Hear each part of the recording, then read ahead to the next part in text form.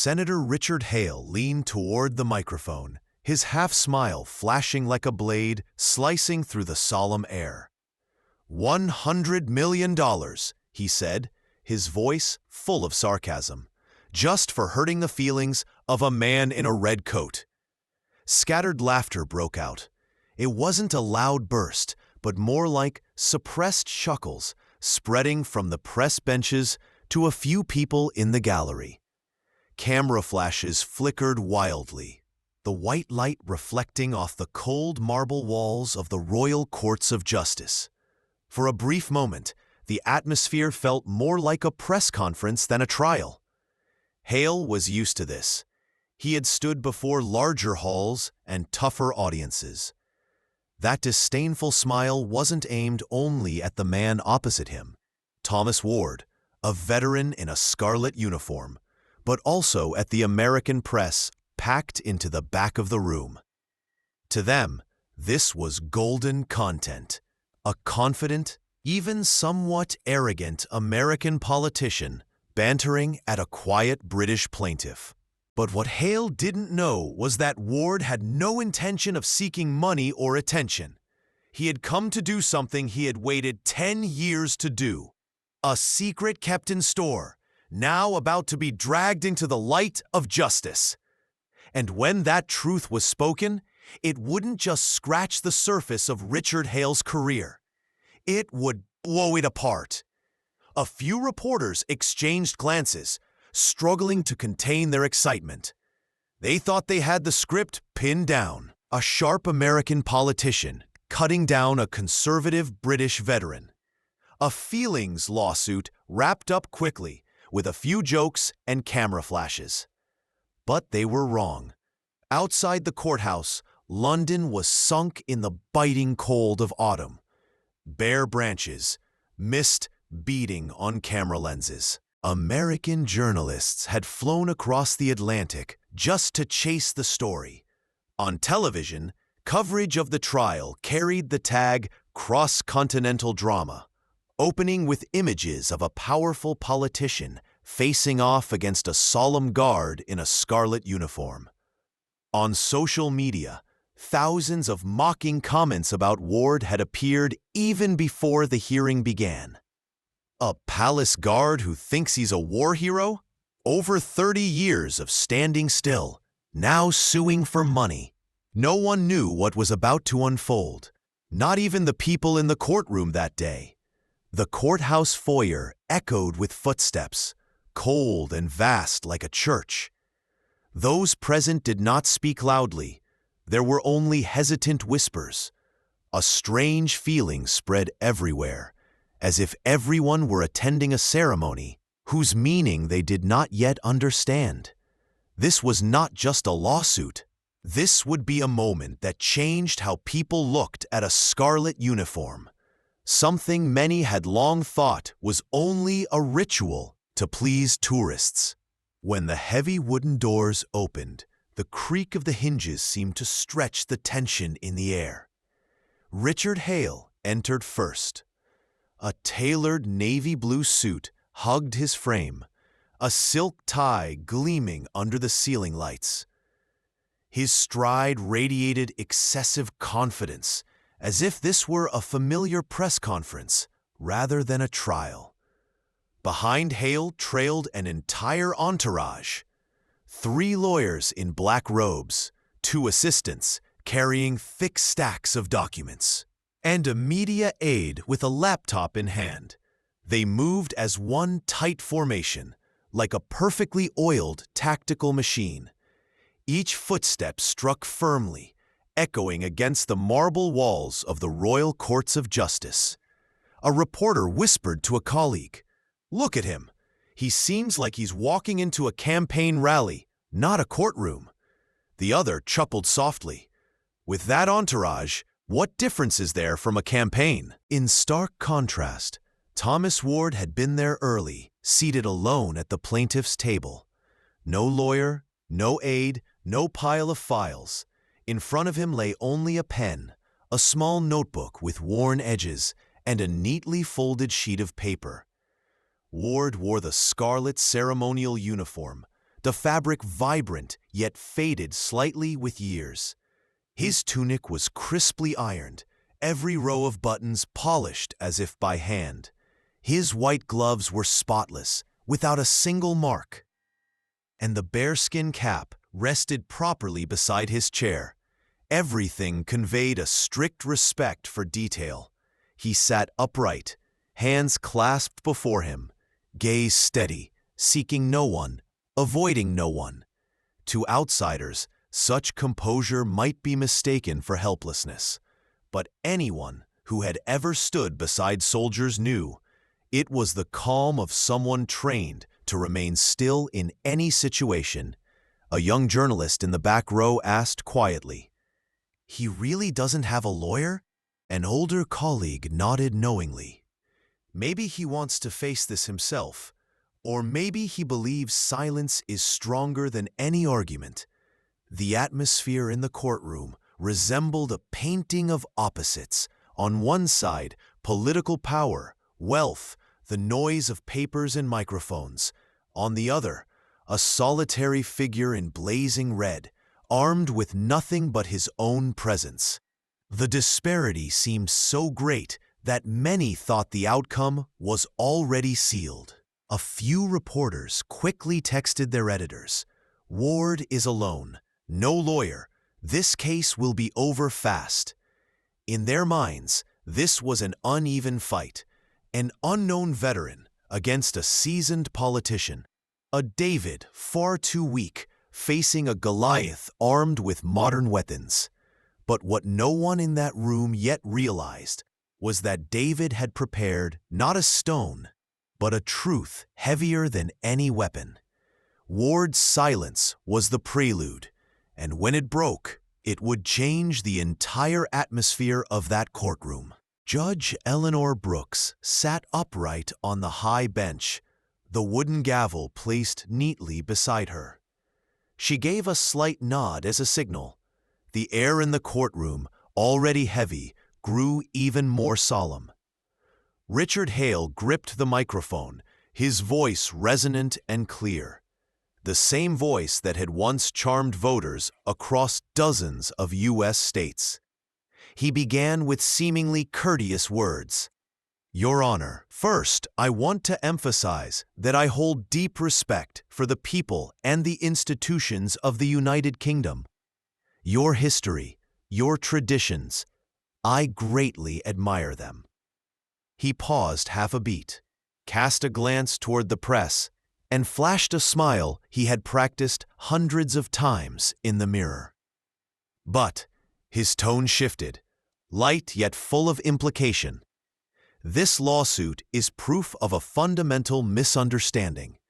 It stems from a remark meant as humor, light satire, and I think we all understand that in a democratic age, freedom of speech must be protected.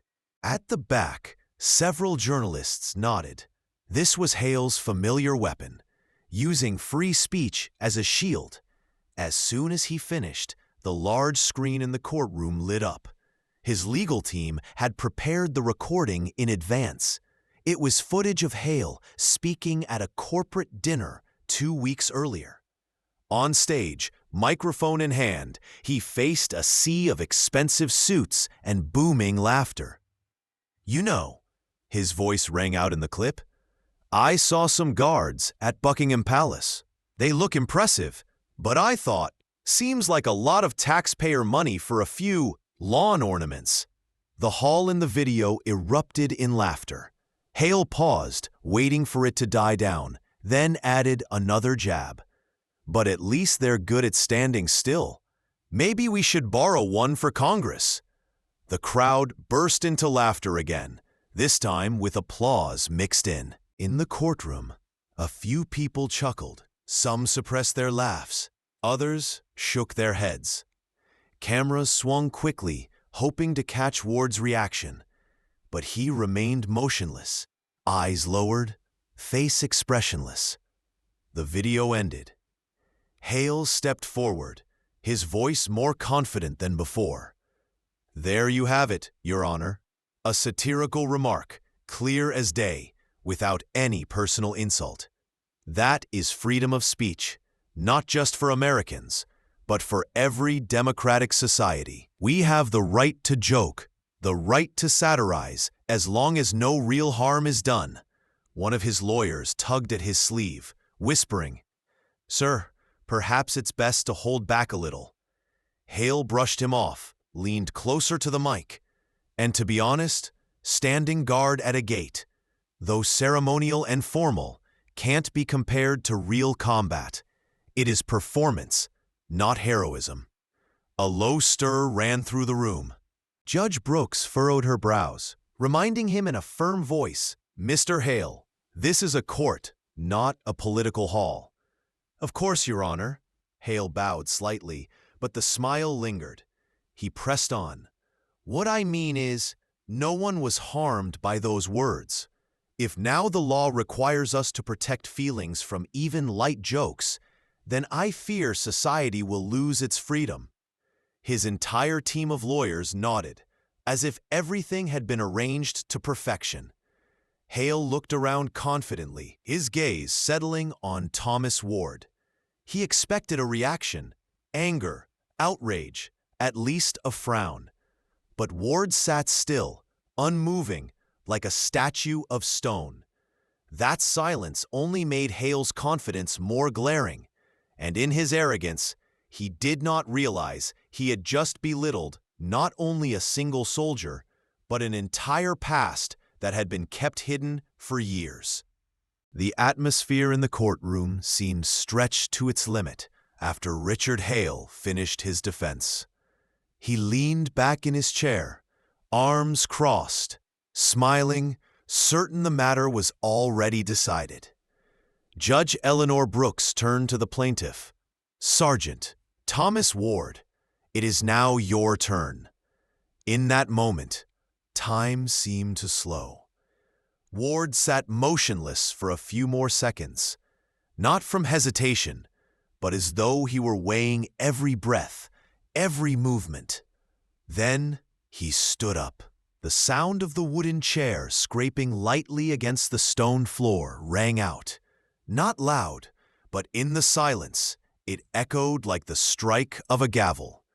He lifted the bearskin cap and placed it carefully on the rail, each gesture slow, precise to the millimeter. Every eye turned toward him.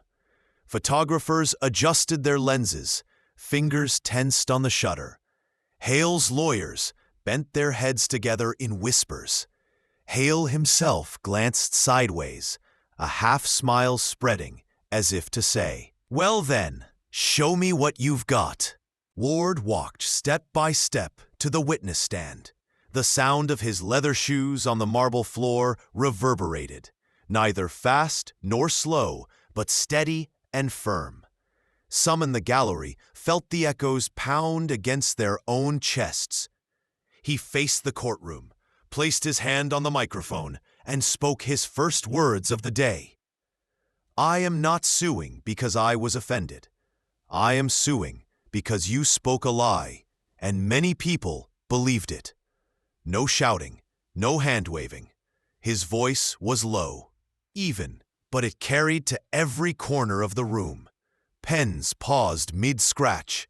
Reporters froze for half a second, as if everyone needed time to digest those words. Cameras flashed all at once, capturing the moment. Hale's smirk faltered, his mocking smile suddenly slackening. Ward did not continue right away. He let the silence speak the rest. It was not hesitation, but precision. That silence weighed on the room like a heavy stone, leaving many struggling to breathe. From the press benches, a young journalist whispered, "My God, he knows exactly what he's doing." Ward slowly sat down in the witness chair, hands folded before him, posture upright, as though every movement had been drilled over decades. He had no lawyer beside him, no thick files, only a single folded sheet of paper on the table. But that very emptiness made his presence heavier still. Hale leaned back, trying to recover his smile. But this time, The corners of his mouth trembled, less certain. He was used to noisy opponents, fiery debates where his wit could gain the upper hand. But this silence, deliberate, tactical silence, was something he had never faced. Thomas Ward had just crossed the line from a weak plaintiff to a witness holding the truth, and for the first time that morning, the courtroom sensed the outcome might not be as simple as they had thought. Thomas Ward sat upright in the witness chair, his hands clasped, his gaze quietly sweeping across the courtroom. He drew a slow breath, then spoke, not loudly, but clear enough for all to hear. People see this uniform, the red tunic, the tall bearskin cap, and they think it is only ritual. They think we are just a performance for tourists, a bit of solemnity for souvenir photos, a moving wall that knows how to stand still. He paused, glancing toward Richard Hale. His eyes held neither challenge nor fear, only composure. But sometimes our duty goes far beyond what people see. The air grew still. A few reporters stopped typing, lips pressed together, waiting. Ward removed his white gloves and laid them neatly on the table. That slow gesture made everyone hold their breath, as if it were the opening ritual to what was about to be revealed. Many years ago, during a guard change at Windsor Castle, there was someone special in the crowd. A female ambassador, Clara Ruiz, who came on an unofficial visit. The public was not informed. For us, it was just another shift, except for one detail. We had been told to be more vigilant than usual. He leaned forward, his voice dropping. I was stationed at the North Arch, by the main gate. The crowd was packed that day, phones raised for photos, voices laughing. A typical ceremony for tourists, but there was one man who did not belong. He was in his 40s, wearing a Ministry of Defense contractor badge. I noticed immediately. The badge design had been obsolete for at least 3 years. Ward narrowed his eyes, memory replaying in slow motion. He wasn't looking at the ceremony. He wasn't looking at us. He was watching every step of the ambassador. From the gallery, a journalist muttered, "Dear God," Ward continued. I had to make a decision.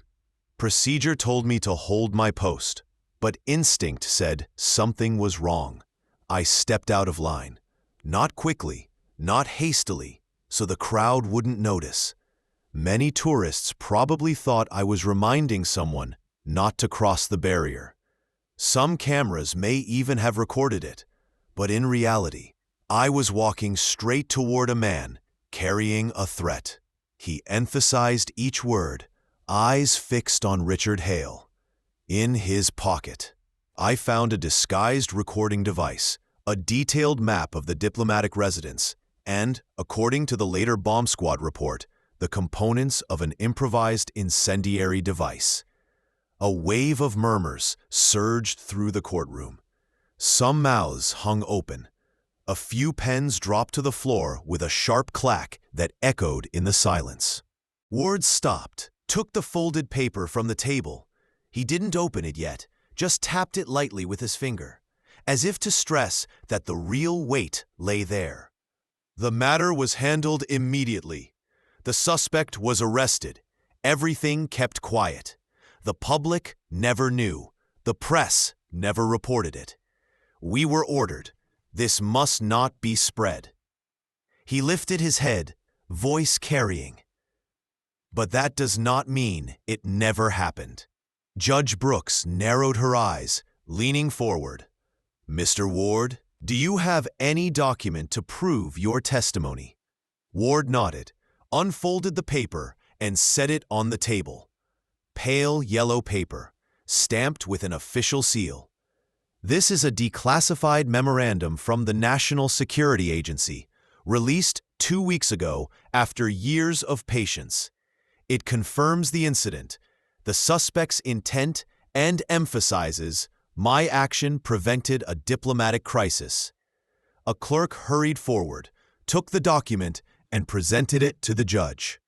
The entire room held its breath. Every eye followed Judge Brooks as she opened the sheet, scanning carefully. Then she stopped at a section marked in red ink and read aloud, her voice tolling like a bell. Sergeant Thomas Ward, during the shift on March 17, 2014, directly prevented a potential attack against a protected diplomat. The action was carried out without public force, without disruption, and prevented a possible diplomatic crisis. This action is deemed exemplary, in full accordance with national security protocol. Her reading struck the room like hammer blows. The entire courtroom was silent. Only the clicks of cameras broke the air, trying to capture every expression. Richard Hale no longer leaned back in smug ease. He sat upright, eyes blinking rapidly, the corners of his mouth twitching. Thomas Ward placed his gloves back on the table and said succinctly, "And that, Your Honor, is why I stand here today. Not for money, not for glory, but to answer a lie, a joke that diminished the things we were entrusted to protect." The sound of Judge Brooks's reading had barely faded when the courtroom seemed to freeze. Everyone sat motionless. Only the steady click, click of cameras continued, like the heartbeat of the trial. Richard Hale's lawyers huddled together, whispering urgently. One even flipped through their thick files, desperately searching for something, anything, that might counter the document lying on the judge's bench. But the truth was clear. All they had brought, comments, articles, online reactions, were meaningless compared to the red seal of MI5. Hale no longer reclined in smug confidence. He sat rigid, both hands pressed flat on the wooden table, fingers stiff. Beads of sweat dotted his forehead. Each blink came slower, as if his mind were struggling to process a truth he had never prepared to face. Ward was different. He still sat upright, eyes calm. It seemed he had waited his whole life for this moment. He spoke, his voice carrying without need of a microphone. "Your Honor, I do not ask for any reward or recognition. 30 years in uniform, I have witnessed too much. I have stood beside flag-draped graves. I have seen children salute photographs of their fathers instead of their fathers themselves. I never expected applause. But I will not allow someone to turn the truth into a cheap joke for a laugh." A wave of silence swept through the room. Many lowered their heads, eyes blinking faster than usual, hiding their emotions. A reporter quietly removed his glasses, wiped his eyes, then resumed writing. Ward raised his head, continued, "This uniform is not only ceremony. It once stood in a crowd to prevent bloodshed. It once kept silent to protect national security. And we accepted that our truth might remain forever hidden. But today, when that joke turned it all into lawn ornaments, I could no longer stand still." His voice was not loud, not fiery, but its very calmness made each word fall heavy, echoing across the marble floor and into the minds of those listening. Hale gripped the microphone, forcing words out. If the incident, if it was truly that serious, then surely— He never finished. Judge Brooks cut him off, her voice cold as steel. "Mr. Hale, are you suggesting that the intelligence service's covert operations should be broadcast in the press?" Every eye snapped toward Hale. He swallowed hard, shook his head quickly. No, Your Honor. I only mean, it seems unusual for such an incident to be kept secret for so many years." A faint smile flickered across Ward's lips. He did not turn his head, only spoke slowly, his words slicing into Hale's last shred of confidence. "The men I served with did not live by public applause. They lived by trust." The statement dropped like a heavy weight, silencing the room completely. Judge Brooks gave a slight nod, set the MI5 letter beside the gavel, and declared firmly, "Sergeant Ward, you may sit down. No further questions." Ward nodded, returned to his seat. His face showed no pride, no triumph, only the look of a man who had fulfilled his duty. Meanwhile, Richard Hale sat motionless, eyes vacant. The smile that had won him countless political debates was gone, replaced by a rigid jaw clenched tight. The courtroom remained utterly silent. No one dared disturb the gravity of the moment. Even the reporters, usually eager to chase headlines at any cost, understood that what they were witnessing went far beyond an ordinary lawsuit. The silence in the courtroom seemed to have reached its limit, but then something unexpected happened. From the back row, the soft scrape of a wooden chair echoed, slicing through the heavy air. Everyone turned at once. A slender young woman had risen to her feet, her hand pressed firmly against her chest, her face pale, but her eyes shining with emotion. Her voice trembled, but carried clearly enough for all to hear. "He saved my mother." The entire courtroom froze. A wave of whispers rose, then quickly died. Every gaze fixed on the woman. Ward did not turn his head. He sat still, hands clasped. The woman drew a deep breath, steadied herself. "I am Clara Ruiz. My mother is Ambassador Sofia Ruiz. I never knew the details. I only heard my mother say that one day, during a visit, something had happened. Someone had prevented a tragedy, but she never told me his name.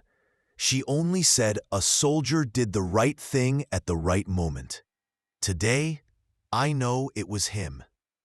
The whole room sank into silence, not the tense silence from before, but one filled with emotion. A reporter laid down his pen, quickly wiped the corner of his eye. An older man in the public benches nodded slightly, as if he had waited years to hear these words. Judge Brooks did not interrupt. She simply looked at Clara Ruiz calmly, lips pressed together to mask her feelings. Clara continued, her voice steadier now. "My mother told me that from that day on, she always carried gratitude for an unnamed man. She said sometimes the ones who protect us are those whose names we never know. I grew up with that story, and today I stand here to confirm the story was true. He is the man who saved my mother." A ripple of emotion swept the courtroom. Quiet intakes of breath, muffled sobs. Ward did not react. He sought no recognition, no thanks. He only looked forward, eyes steady, face unchanged. That composure only made Clara Ruiz's words heavier. She did not need to prove anything else, nor offer more evidence. Her tear-bright face, her trembling but sincere voice, those alone were enough to move everyone in the room. At the defendant's table, Richard Hale sat frozen. His eyes widened slightly, as if for the first time in the trial he realized that what he had mocked was not a performance, but lives, memories, and truths that had never been made public. The atmosphere shifted. It was no longer tense. It became solemn, like a memorial service. Even reporters accustomed to chasing noise bowed their heads in silence. Everyone understood they were witnessing a moment deeply personal, yet profoundly important. When Clara Ruiz sat down, the courtroom remained steeped in reverent silence. No one spoke further, no one dared interrupt. It felt as if all were attending a ceremony, not just a trial. Judge Eleanor Brooks tapped the gavel lightly, her voice firm and resonant. Given the classified nature of the documents and the testimony just presented, the court will need time for review. I will deliver the verdict in writing within the coming days. Today's session is adjourned. The sound of the gavel was not loud, just a soft strike, but it carried the weight of an irreversible conclusion. People began to rise, yet no one hurried to leave. Steps were slow, cautious, like leaving a memorial. There was no jostling, no chatter, only an unusual stillness spreading through the marble halls. At the defendant's table, Richard Hale remained motionless. The arrogance was gone, replaced by a hunched posture. He stared down at the wooden surface, as if seeking answers in the scratches. His lawyers packed their papers quietly, occasionally exchanging uneasy glances. No one said it aloud, but all knew. What had just happened could not be managed by media strategy. Ward rose, slipped on his gray overcoat. He did not look around, did not seek anyone's gaze. He simply walked with steady, unhurried steps, as though finishing an ordinary day's duty. As he passed through the great doors, autumn light poured in, casting his shadow long across the marble floor. Outside, reporters had already gathered. Microphones thrust forward, questions shouted. "Do you expect a public apology from Senator Hale? Will you pursue financial compensation? Who do you think truly won today?" Ward paused briefly. He looked at the crowd, not stern, not soft, just calm. Then he spoke plainly. "There are men who have fallen in this uniform. I do not wear it lightly. That was all. Nothing more, nothing less." He turned, descended the steps. A black taxi had waited since morning. The driver stood outside, opening the door, not with the deference reserved for celebrities or politicians, but with quiet respect.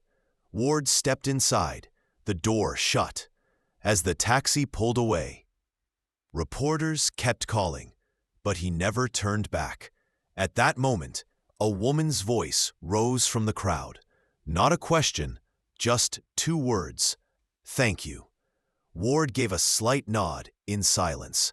His hand slipped into his coat pocket, touching the declassified paper. Years of waiting, endless procedures, and at last it had come to light. Not for fame, not for revenge, but to affirm. Sometimes the most important work is the work no one ever sees. Across the building, Richard Hale was escorted out a side door. Reporters still waited, but the atmosphere was no longer frenzied. They watched him walk quickly, posture rigid, eyes vacant. No cheers, no laughter, only cold, silent observation. A reporter whispered to a colleague, "He didn't lose in the law, but he just lost far more than any verdict could take away." And both of them knew it was the truth. The taxi carrying Thomas Ward left the courthouse, weaving through London streets, draped in the gray of an autumn afternoon. Inside the quiet cab, he sat upright, his hand resting lightly on the declassified paper in his pocket. For so many years, he had stayed silent, accepting being seen as nothing more than a gatekeeper. But today, he had spoken, not to demand anything, but to defend a truth. Outside, the press began releasing their first headlines. "Royal Guard reveals he once prevented an attack." Yet no matter what they wrote, Ward did not care. He knew the truth now had its place, and sometimes that was enough. Meanwhile, Richard Hale sat quietly in his private car at the side entrance. His advisors murmured about damage control, about media strategy, but their voices felt distant. In Hale's mind, only one line of Ward's echoed. The men I served with did not live by public applause.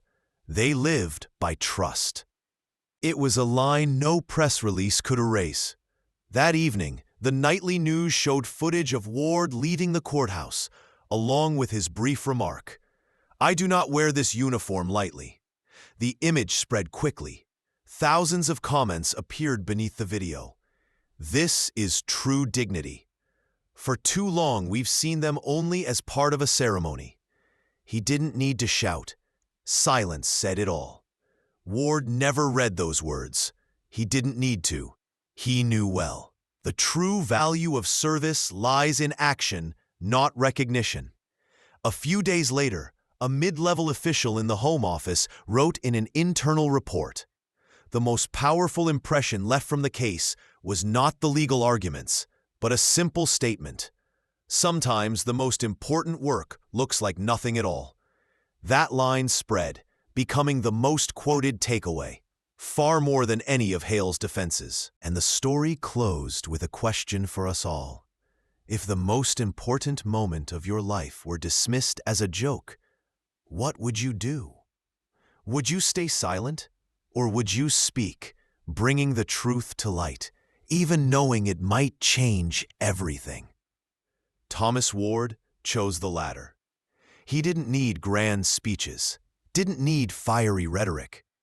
He only needed the truth, a declassified paper, and the calm of a man who had lived his life in discipline and silence. That is the true strength, the strength of composure, the strength of evidence, the strength of trust. If this story makes you see the men in scarlet uniforms differently, leave a like and hit subscribe.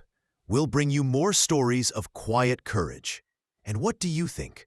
Should all forms of service be honored equally, even those that never make the news? Tell us in the comments. The music swelled, the screen faded, leaving the final words. Not all heroes make noise. Some simply stand still and change the world.